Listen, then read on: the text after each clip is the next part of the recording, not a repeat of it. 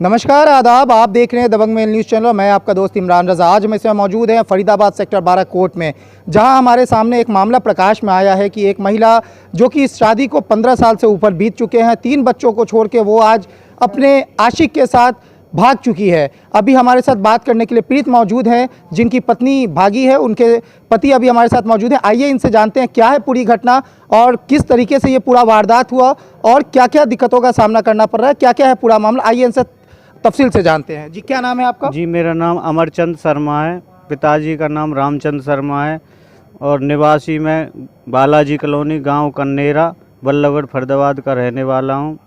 जी, मेरी शादी को 16 साल हो चुके हैं और हमारे 4 बच्चे हैं। एक पत्नी का क्या नाम है? पत्नी का नाम पूजा शर्मा है।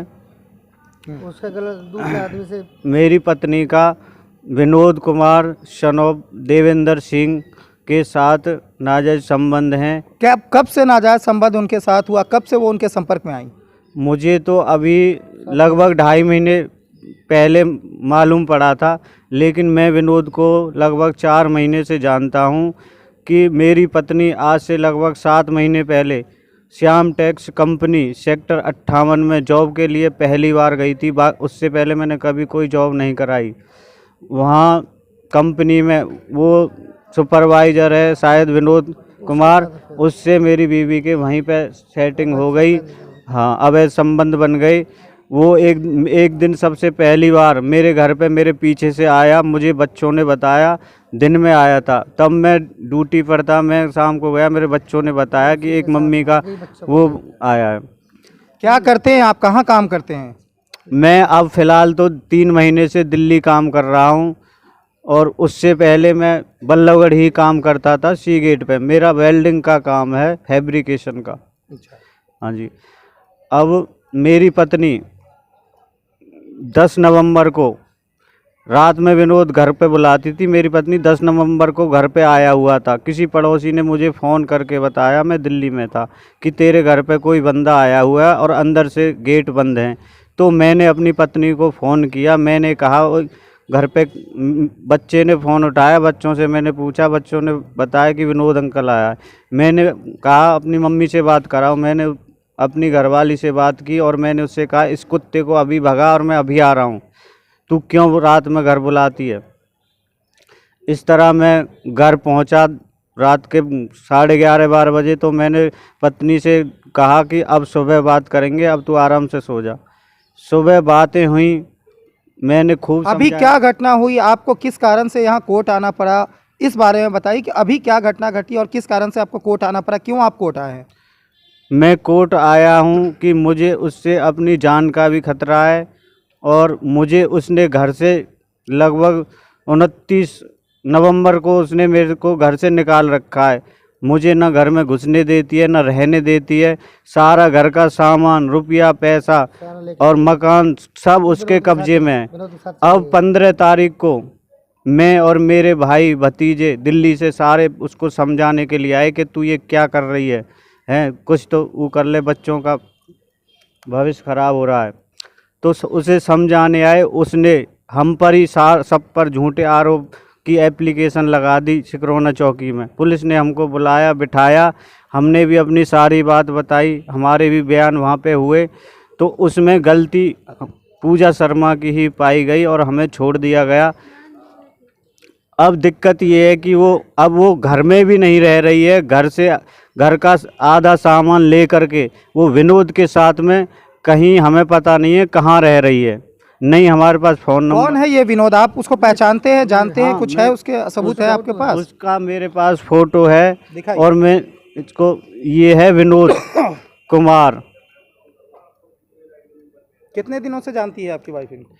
मेरी वाइफ लगभग 7 महीने से जानती है। पहले इसको कभी नहीं देखा मेरी घरवाली ने, और मैं 4 महीने से जानता हूँ। मैंने 4 महीने से पहले इसको कभी नहीं देखा। आपकी पत्नी की कोई तस्वीर है? हाँ, मेरी पत्नी की तस्वीर है, मेरे साथ में तस्वीर है।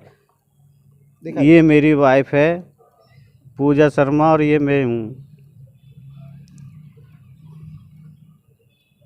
उसके बाद क्या हुआ, आप बच्चे किसके पास हैं? बच्चे जब ये एक बार घर छोड़ के, सुनो, लड़की उसके पास है। अरे रुक जाना। जी बताइए। तीन लड़की उसके पास है जी। लड़का इसके साथ है। अच्छा। प्रिंस, बड़ा लड़का प्रिंस है। तीन लड़की हैं, लड़की उसके साथ है। वो विनोद के साथ उसका अफेयर है। ये मुझे फ़ोन पे बोलता था, भैया मैं सुसाइड कर लूँ या मर जाऊँ, क्या करूँ। मैंने समझाया था, सुसाइड मत कर, तू मेरे पास आ जा, यहाँ रह, मेरे पास रह रहा है, लड़का भी वहीं रह रहा है। तो वो हम एक दिन समझाने आए थे, वो समझती नहीं, उसने हमारे खिलाफ ही कंप्लेंट दे दी पुलिस तो चौकी आज पे। आप लोग किस वजह से यहाँ कोर्ट आए हैं? इस वजह से आए हैं जी, इससे उससे हमें डिवोर्स चाहिए। इससे वो, इसकी जान को खतरा है उससे, वो उसको मरवा भी सकती है, जहर भी दे सकती है। तो हम तो इंसाफ चाहिए हमें, और कुछ नहीं चाहिए जी। क्या नाम है बेटा आपका? मेरा नाम प्रिंस है और पूजा सर मेरी माँ है पूजा शर्मा। और मैंने और मेरे ताऊ चाचा जो भी हैं सब ने समझाया कि मम्मी ऐसा मत करो, गलत कर रहे हो, पड़ोस में क्या लोग कहेंगे, समाज में क्या कहेंगे, ऐसा नहीं करना चाहिए। तो हमने समझाया, तब मम्मी ने सबके खिलाफ़ हो गई और मेरे भी खिलाफ़ की। उन्होंने बोला कि बेटा तू मेरा बेटा नहीं है और तेरे अंदर इंसानियत नहीं है, तू अपना माँ का साथ नहीं दे रहा, तेरी माँ गलत नहीं है। और इतनी बार कहने से भी हमारी माँ मानती नहीं है, सबने समझाया उनको। तो आप क्या चाहते हैं? हम तो यही चाहते हैं कि मम्मी सुधर जाएं, ऐसा कुछ ना करें, क्योंकि ऐसा सही नहीं है। लेकिन सबके समझाने पे भी मम्मी मान नहीं रही हैं। और हमने मम्मी विनोद को नहीं छोड़ रही है। मम्मी ने हमारे खिलाफ केस और कर दिया कि ये हमें मारने को आ रहे हैं ऐसे। आप देख रहे थे पीड़ित परिवार का क्या कहना है, किस तरीके से पीड़ित परिवार काफ़ी डरा हुआ है अपनी पत्नी से और उनके आशिक से, जो विनोद नाम का व्यक्ति है उससे काफ़ी डरा हुआ है, क्योंकि वो बॉडी बिल्डर भी है और उसको लेकर के इनको कई बार इनकी वाइफ ने धमकी भी दी है। आइए इस मामले पे जानते हैं वकील साहब से कि आज क्या कुछ करने ये कोर्ट आए हैं, क्या कहना है वकील साहब का, और वकील साहब किस तरीके का केस इस मामले में आगे किस तरह की कार्रवाई के लिए आगे बढ़ रहे हैं। देखिए, वैसे तो हर किसी का निजी जीवन है, लेकिन जो भाई ने समस्या बताई है और वो तलाक चाहता है, जिसको लेकर के तलाक की याचिका तैयार करवाई जा चुकी है और कल हम माननीय न्यायालय में तलाक की याचिका को दायर कर देंगे। जो भी माननीय न्यायालय आदेश देगा वह सभी के लिए मान्य होगा। इनका कहना है कि इनकी बीवी के द्वारा इनको जान से मारने की धमकी वगैरह भी दी जा रही है, वो इनके बच्चों को भी नुकसान पहुंचा सकती है। देखिए, ये तो बेहतर यही भाई बता सकता है कि इसके साथ क्या क्या उत्पीड़न हुआ है, जिसकी कंप्लेंट बनवा दी और कंसल्ट थाने में भिजवा दी जाएगी। क्या लगता है इस मामले में कार्रवाई कब तक हो पाएगी? देखिए, पुलिस का माननीय न्यायालय का निष्पक्षता से काम करने का ही कानून है और वो निष्पक्षता से जांच करेंगे। यदि इनकी कंप्लेंट में जो सच्चाई होगी उसके आधार पर प्रशासनिक अधिकारी, पुलिस प्रशासन और माननीय न्यायालय कार्रवाई करेगी। क्या कहना चाहेंगे इस मामले पर?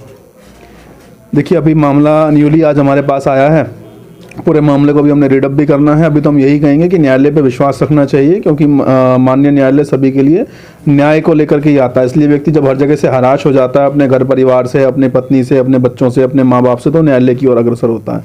और न्यायालय में ये जिस उम्मीद के साथ आए हैं, यदि इनकी कंप्लेंट के अंदर सच्चाई है, इनके साथ इस प्रकार का कोई उत्पीड़न हो रहा है, तो माननीय न्यायालय से न्याय जरूर मिलेगा।